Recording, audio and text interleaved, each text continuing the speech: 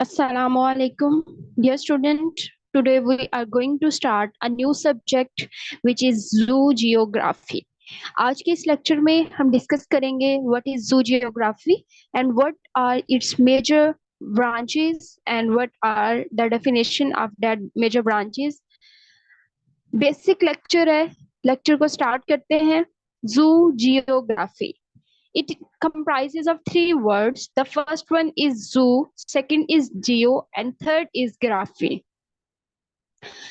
जू मतलब एनिमल्स, जियो का मतलब है अर्थ और ग्राफी का मतलब है डिस्ट्रीब्यूशन.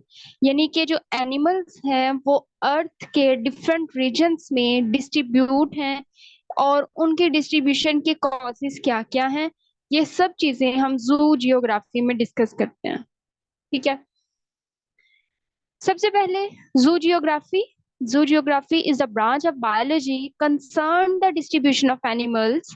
और उन एनिमल्स के अंदर इनवर्टिब्रेट भी आ जाते हैं और वर्टिब्रेट भी आ जाते हैं.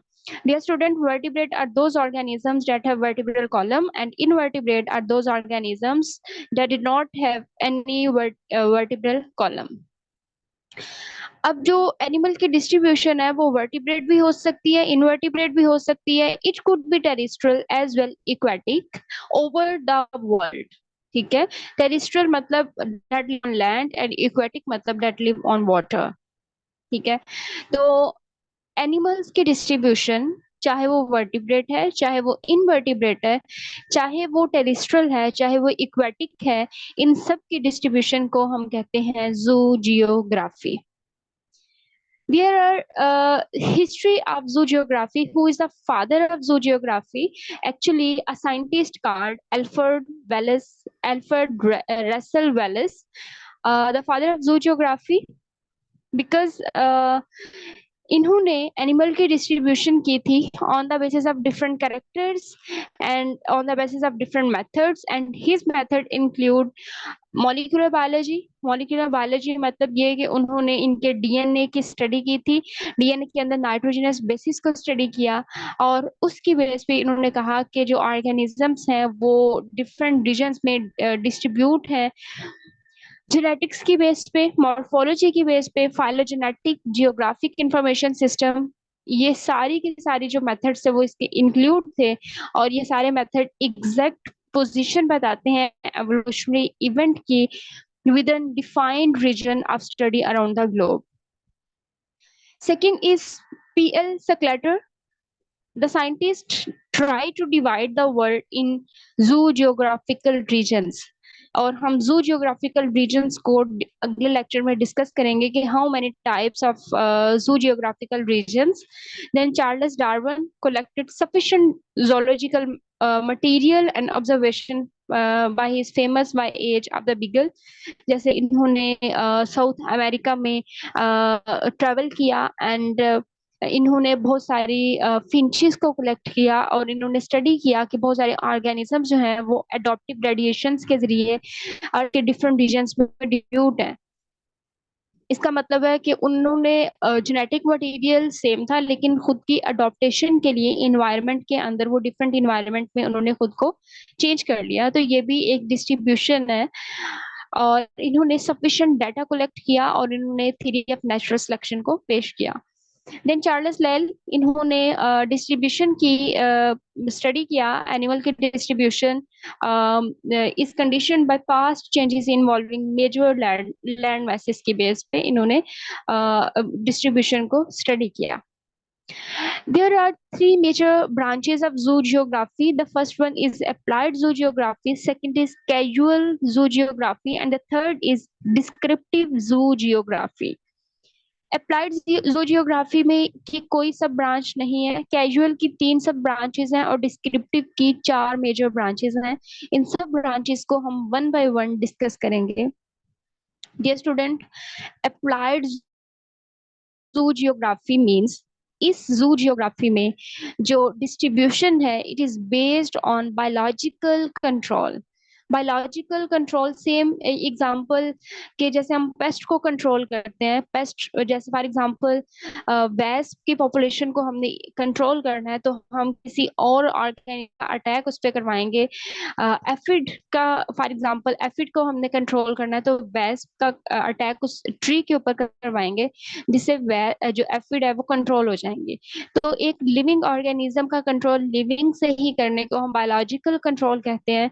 और अप्लाइड जू जियोग्राफी में भी बायोलॉजिकल मेथड के जरिए जो डिस्ट्रीब्यूशन है वो उसको हम डिस्कस करते हैं। और इसमें डिस्ट्रीब्यूशन जो पास्ट में हुई है वो ऑर्गेनिजम्स भी आ जाते हैं, जो प्रेजेंट ऑर्गेनिजम्स हैं वो भी इंक्लूडेड होते हैं। इसमें ऑर्गेनिजम्स की कंजर्वेशन की मैनेजमेंट भी आती है, इकोनॉमिक प्रोडक्शन भी आती है, इन्वायरमेंटल असेसमेंट आती है, और इसके साथ साथ use sustainable use of resources, public health, landscape planning, ये सारी की सारी जो चीजें हैं वो अप्लाइड जू जियोग्राफी में हम डिस्कस करते हैं।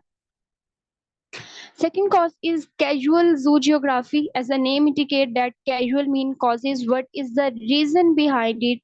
Zoogeography मतलब distribution of organisms. Casual zoogeography means what are the causes of distribution of organisms into different regions. इसको हम कहते हैं casual zoogeography के reason क्या है distribution की, ठीक है। उसके बाद है इसकी सब टाइप है इकोलॉजिकल जू जियोग्राफी। इकोलॉजिकल स्टूडेंट इकोलॉजी हम कहते हैं ऑर्गेनिज्म का उसके इन्वायरमेंट के साथ क्या इंटरेक्शन है, ठीक है, जिसमें इन्वायरमेंट में बायोटिक और एबियोटिक कंपोनेंट्स दोनों आते हैं। तो इकोलॉजिकल जू geography attempt to understand and determine the role of present biotic and abiotic interaction that affect the distribution of particular group of animals। यानी कि हमने इसमें बायोटिक और एबायोटिक कंपोनेंट्स को स्टडी करना है और देखना है कि ये दोनों फैक्टर्स किस तरीके से ऑर्गेनिजम्स की डिस्ट्रीब्यूशन को अफेक्ट करते हैं। सेकंड इज हिस्टोरिकल जू जियोग्राफी। हिस्टोरिकल मतलब जो इसकी हिस्ट्री है, जो एवोल्यूशनरी पर्सपेक्टिव के हिसाब से जो जू जियोग्राफी डिस्ट्रीब्यूशन है वो किस तरीके से हुई है। इसके अंदर जियोलॉजिकल हिस्ट्री आती है, यानी कि जियोलॉजिकल टाइम स्केल या एवोल्यूशनरी हिस्ट्री आती है कि पहले ऑर्गेनिजम्स की डिस्ट्रीब्यूशन हुई, उसके बाद किस ऑर्गेनिज्म की डिस्ट्रीब्यूशन हुई, तो उसमें मतलब उसकी डिस्ट्रीब्यूशन की रीजन क्या है, या फिर उसकी एवोल्यूशनरी पर्सपेक्टिव क्या है जू जियोग्राफी के, उसको हम हिस्टोरिकल जू जियोग्राफी कहते हैं। It concern with historical reconstruction of the origin, dispersal and extinction of taxa. इसमें हम ओरिजिन की रिकंस्ट्रक्शन को, उसकी डिस्पर्सल होने की वजह को और उसके एक्सटिंक्शन के रीजन को डिस्कस करते हैं। और इसका एम क्या है, to understand the past distribution, कि पास्ट में जो डिस्ट्रीब्यूशन हुई थी उसका प्रेजेंट के ऊपर क्या अफेक्ट है, ठीक है। और इसके अंदर और क्या आता है, जियोग्राफी आती है, जियोलॉजिकल हिस्ट्री आती है, एवोल्यूशनरी थ्योरीज भी आती हैं, फिजियोग्राफी, क्लाइमेट, ये सारी की सारी हिस्टोरिकल जियोग्राफी में, जू जियोग्राफी में इंक्लूडेड होती हैं। Experimental zoogeography is a procedure that have been used to study, हमने इसमें प्रोसीजर्स को स्टडी करना है जो कि उसकी स्पीशी की डिस्ट्रीब्यूशन की ओरिजिन को, एक्सटिंक्शन को और डिस्पर्सल को स्टडी करेंगे, ताकि एक्सपेरिमेंटली हमें पता चल सके कि जो डिस्ट्रीब्यूशन है ऑर्गेनिजम्स की वो कैसे हुई, उसका ओरिजिन कहाँ से था, वो एक्सटिंक्शन उसकी कैसे हुई और उसकी डिस्पर्सल कैसे होती है। Then the third type is descriptive zoogeography. Descriptive का मतलब होता है कि हमने इसके बारे में डिटेल हिस्ट्री बता देनी है, कि उसका डिस्क्रिप्शन बतानी है एक स्पीशी की डिस्ट्रीब्यूशन की, उसका ओरिजिन क्या है, उसकी डिस्ट्रीब्यूशन क्या है, उसका इन्वायरमेंट के साथ अफेक्ट क्या है, उसकी जेनेटिक्स क्या है, उसकी फिजियोलॉजी क्या है, तो उसका हैबिटेट क्या है, वो खाता क्या है, रहता कहाँ पर है। तो ये सारी डिस्क्रिप्शन हमने बतानी है कि जो डिस्ट्रीब्यूशन ऑर्गेनिजम्स की है वो कैसे हुई है, ठीक है। तो डिस्क्रिप्टिव में पूरी आपने डिस्क्रिप्शन देनी होती है। अब इसमें पहली जो इसके सब टाइप है वो है सिस्टमैटिक जू जियोग्राफी। डियर स्टूडेंट, सिस्टमैटिक का मतलब होता है कि डिस्ट्रीब्यूशन ऑर्गेनिजम्स की और क्लासिफिकेशन, और इसके साथ हमने इसके एवोल्यूशनरी रिलेशनशिप को स्टडी करना होता है। तो हमने इसमें ऑर्गेनिजम्स की क्लासिफिकेशन और इसकी एवोल्यूशनरी हिस्ट्री के ऑर्गेन डिफरेंट ऑर्गेनिजम्स के डिफरेंट रीजन्स में कैसी है, इसको हम कहते हैं ये सिस्टमैटिक जू जियोग्राफी है। कोरोलॉजी जू जियोग्राफी, कोरोलॉजी का मतलब होता है स्पेस, ठीक है। Chorology comes from two Greek word, choro mean space and logia mean to study, ठीक है। द स्टडी ऑफ जू geographical ranges of animals, chorology looks at casual relationship between geographical phenomena occurring within a particular region and the study of special distribution of organisms. उसके बाद last one है फोनेस्टिक zoo geography. फोनेस्टिक का मतलब होता है फाना।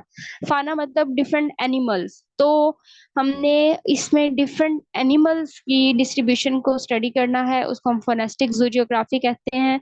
Discovery of new species, faunistic मतलब new species की डिस्ट्रीब्यूशन, उसकी डिस्कवरी को डिस्कस करेंगे। Baseline faunistic data include record of species in given area time where they are present and habitat association.